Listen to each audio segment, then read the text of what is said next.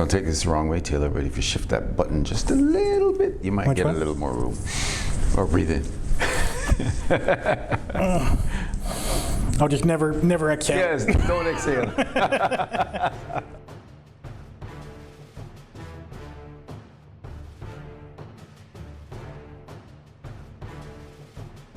Are we on? Yes. Okay. Hi, by the way, we're on. Because she told me I was being interviewed by somebody named Irina.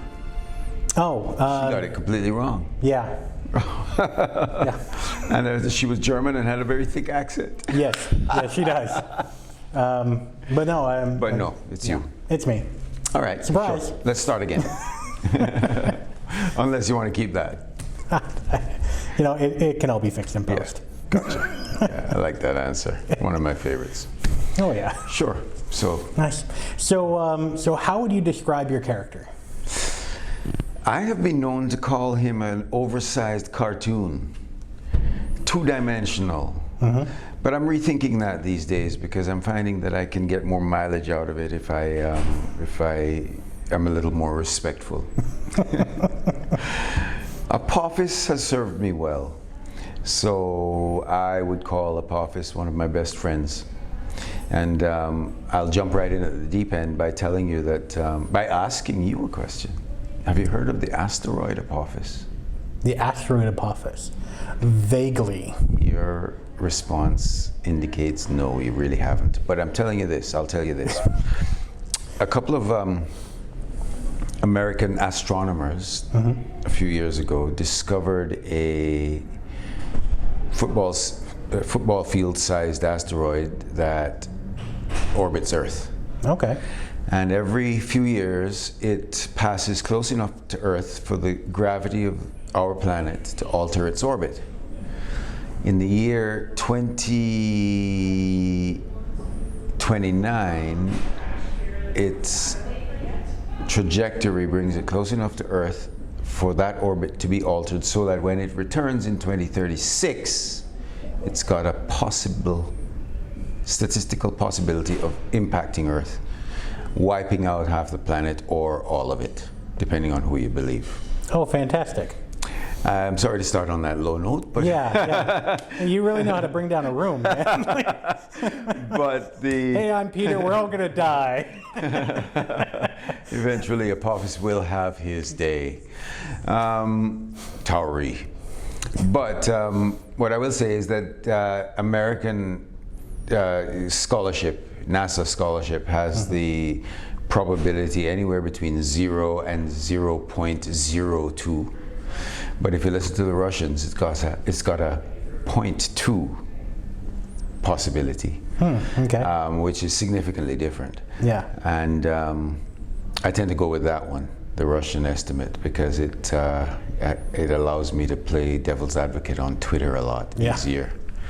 So the asteroid Apophis, if you Google that, you will see that the name Apophis has been enshrined in astrological folklore for the next how many years? Till 2036, when it could all come crashing down. Wow. And we'll still be here. Hopefully. Yeah. To see it happen. Okay. So Apophis has been good to me. Let's just say that. Yeah. So what elements of Apophis have you rubbed off on him, and has he rubbed off on you? I think he's rubbed off on me. I have become a good deal more dastardly. Yeah. I have been accused occasionally, in jest, of having a God complex. And I do think that I deserve a harem and a golden throne. This is a pretty good approximation. Yeah, it's not good bad. shape. Yeah. And maybe a spaceship or two, and some Jaffa. Yeah. Well, we'll get right on that. Yeah. You can do a little recruiting right now if you like. I think Germany, Australia, France, England. I haven't heard from my Jaffa contingents in those continents for quite some time. I'm waiting. Okay? You know where to find me. Actual Apophis on Twitter. Dang. You just got called out, son. You did.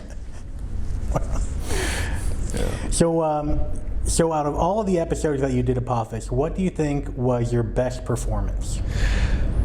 I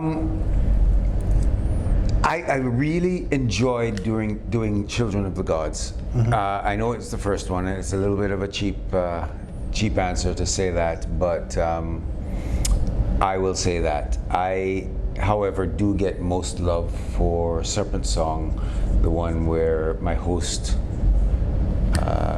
ages to death, and I was able as an actor to interact with all of the Stargate SG-1 as a unit, from O'Neill all the way to Dr. Fraser. You know, Daniel Jackson, had a scene with him. Yep. Amanda Tapping had a scene with her. It's great. That doesn't happen very often for Apophis. Yeah, that's true. I never thought about that. Yeah. Yeah. So Serpent Song, I think, would probably be the number one. Okay. Yeah. Thank you. So, how has your life been changed by playing this character and by doing the show, I should say? Well, it's so funny, you know, because the show was great while I was doing it. It's always good to earn.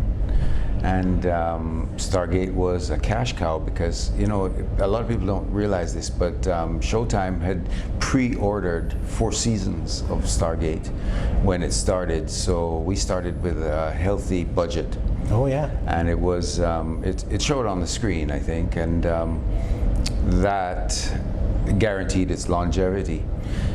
But I had no idea how long-lived it would actually turn out to be. So it's been longer since Stargate ended than the amount of time it took to shoot at this point.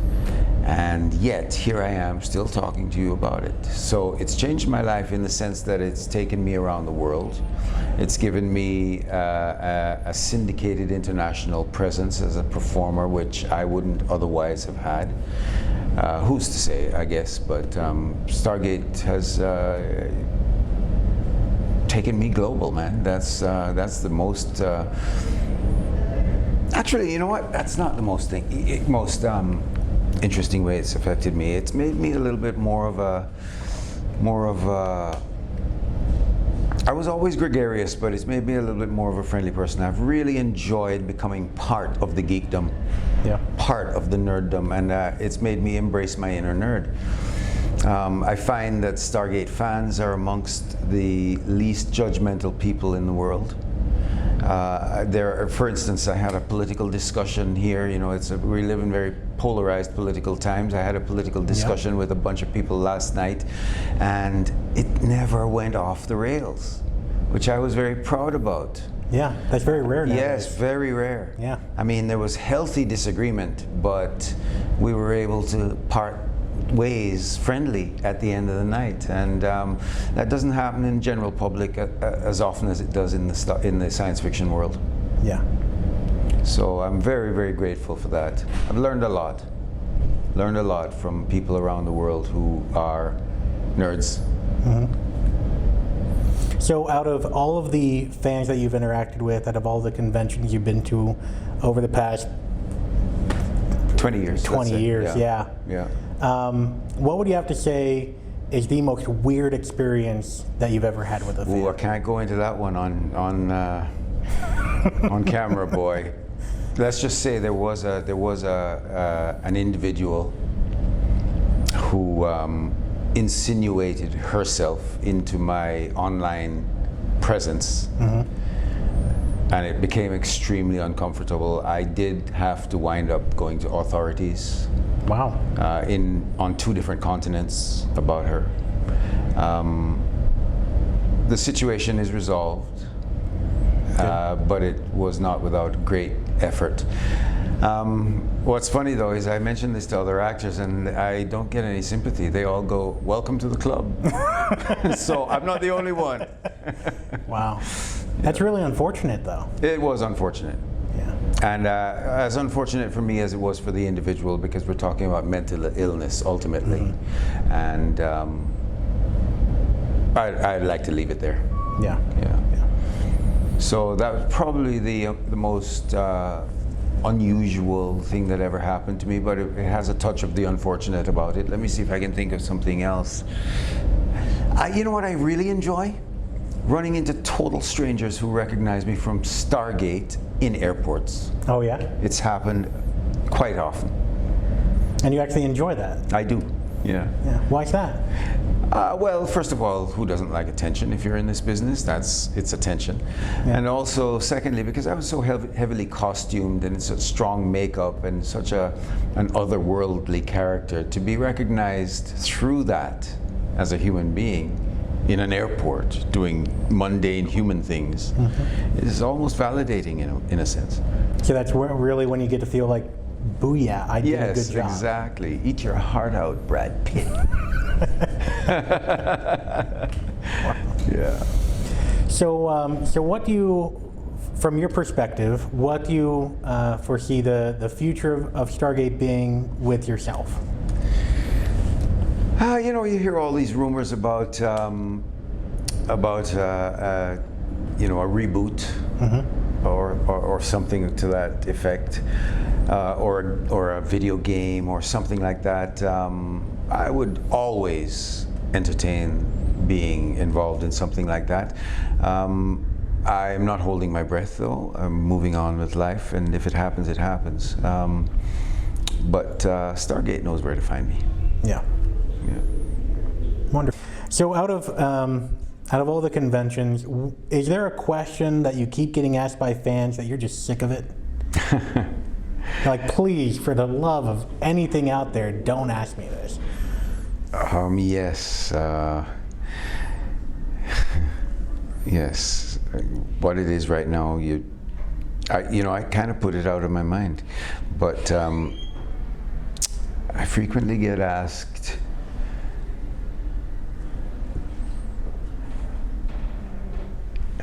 what's your favorite line? What's your favorite line? That's a very, that doesn't piss me off so much, to be honest. I don't know, I'm struggling now because I guess it hasn't been asked of me lately. What's my favorite line? I always used to say the line in the Knox where I said to Colonel O'Neill, "Fool, I will kill you." I love that line. Favorite scene? There's a standard answer I have to that too, and it involves Sharae and Children of the Gods, the unedited version, for obvious reasons. Yep. You can write that one in stone. That probably will never change.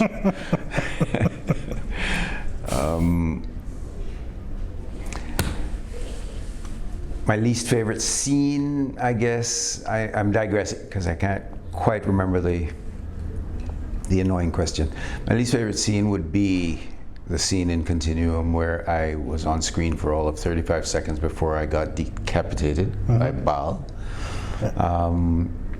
I really don't like replicators. That's another question I get asked all the time.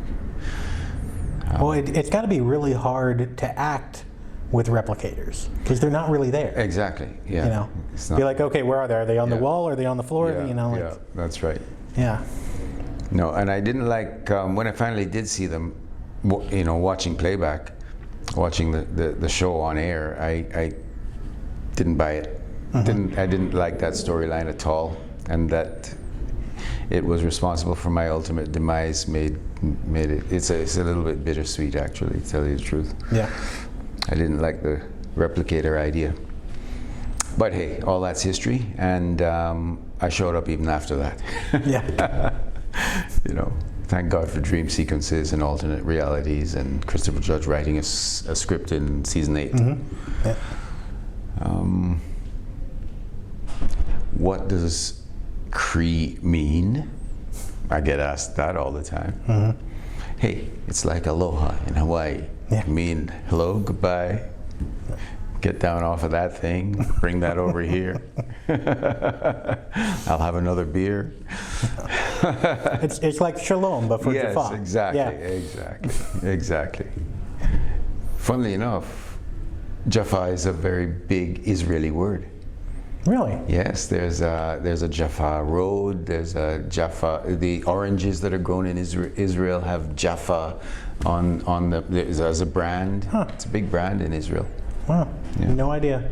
Oh, I tell you, you follow me on Twitter. You'll see people are always posting pictures of Jaffa cakes, which is a confectionery, and things like that. The Jaffa brand appears when you're least expecting it. Yeah. Well, Seen on Mandarin crates the world over. yes, I have seen that. Yeah. Yeah. Wow. So, shoot, I lost my train of thought, man. You're still waiting for me to think of an annoying question. Can't believe I can't come up with one. I think Maybe it's because I've mellowed, Yeah. and no one asked today. No, day's not over yet. Yeah, the day's not over yet. What was it like wearing that helmet? How much does the helmet weigh? It's a big one. I don't mind that question because it's kind of heroic to wear a 60-pound helmet on your head all day. 60 pounds. That's the answer. Wow. Yeah. A lot of people don't know there were two helmets. One was articulated inside to open and close, and the other one was permanently closed. The permanently closed one was made out of rubber. They both weighed about 60 pounds. And the open and closed one had mechanisms inside. Little trivia for you. If you ever see Apophis delivering dialogue when the helmet opens and closes, watch. The second I finish my line, my head does this. Because it opens and closes so close to my nose that if my head's not touching the back of the helmet, it would touch my nose. So I would deliver my line, Jaffa Crete. Oh, wow. It's the little things that you just never realize. That's right. Wow. So what is next for you? I have, you've probably heard my accent. I'm Jamaican originally. I have developed a gratifying career in Caribbean films, Caribbean flavored films. And I am off in 2 days to Trinidad, where my latest film is opening the Trinidad and Tobago Film Festival. It's called Hero, and it's inspired by the extraordinary life and times of Ulrich Cross. Mr. Ulrich Cross was a Trinidadian RAF fighter pilot in the Second World War, and among other things, a much decorated Pan-Africanist when the British Empire started to dissolve and break up. And we've made a film about it. Me and my posse have made a film about it. Wow. Yeah.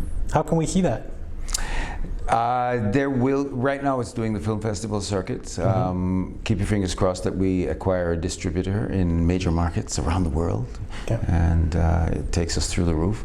Failing that, there will be a link posted ad nauseum by me as soon as it becomes available, where people can go and watch it.